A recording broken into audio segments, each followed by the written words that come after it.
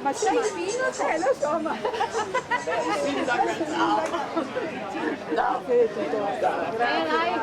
Ciao sindaco. Ciao, adesso andiamo in piazza del popolo adesso.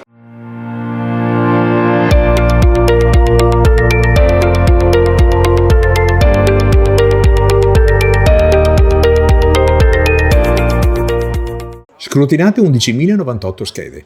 Il ballottaggio alle amministrative ha visto la vittoria della candidata Mirella Bagliana, prima donna sindaca del comune di Vittorio Veneto. Sostenuta da una coalizione composta da PD e 4 liste civiche, ha ottenuto 5.867 voti, pari al 53,66%. A caldo i primi commenti dei suoi sostenitori.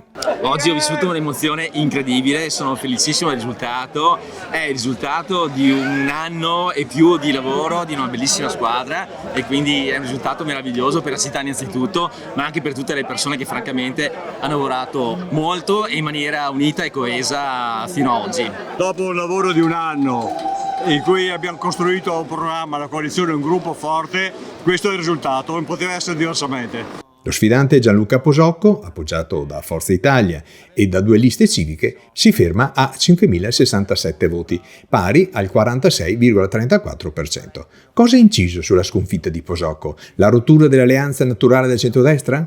Abbiamo raccolto alcune testimonianze. Si sapeva benissimo che la partita era difficile, usciamo dal primo turno praticamente con 9 punti di svantaggio, 1.200 voti che sono tantissimi, dovevamo recuperare, poi chiaramente il secondo turno c'è un calo solito del centrodestra, abbiamo visto che invece Mirella Bagliana ha guadagnato punti su tutti i seggi, quindi vuol dire che l'elettore quantomeno del centrodestra che prima era con Braido ha votato dall'altra parte. Possiamo dire che abbiamo vinto una battaglia ma non la guerra. Ho vinto la mia battaglia, però insomma era chiaro che era importante prendere il comune va al centro-sinistra e buon lavoro a Mirella Bagliana. Purtroppo le elezioni non le abbiamo vinte e quindi Forza Italia e il sottoscritto rimangono a casa. Niente di particolare, purtroppo ci sono venuti meno i voti di Lega e Fratelli d'Italia, i quali hanno preferito andare al mare piuttosto che fare scelte diverse. Noi siamo qui, cercheremo di fare la nostra opposizione con le persone che in qualche maniera ci rappresentano in Consiglio Comunale, cito tra tutti Gian Antonio D'Arè, il quale farà opposizione e la farà anche per nome e per conto di Forza Italia. Avrete fatto un'analisi del voto, cosa non ha funzionato secondo lei?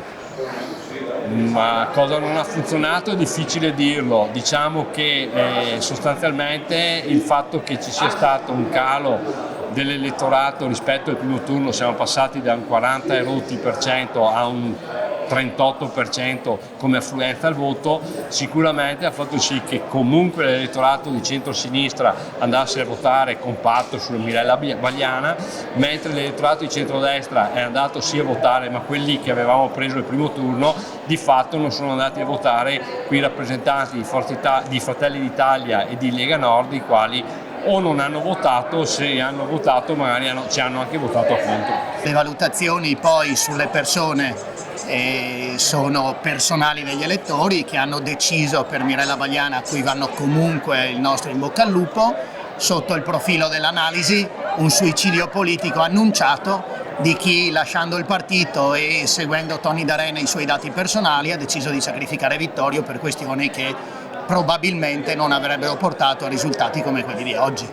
Questo è stato, si riparte con quella chiarezza, senza equivoci. Per quel che riguarda la Lega il gruppo è compatto e da qui il rinnovo in 5 anni c'è di che costruire, ci sono le prossime elezioni, insomma c'è tanto da fare e da lavorare nell'interesse della città Vittorio e del partito in generale sotto il profilo più ampio rispetto alla città. Secondo lei cosa non ha funzionato che il centrodestra non è riuscito a compattarsi?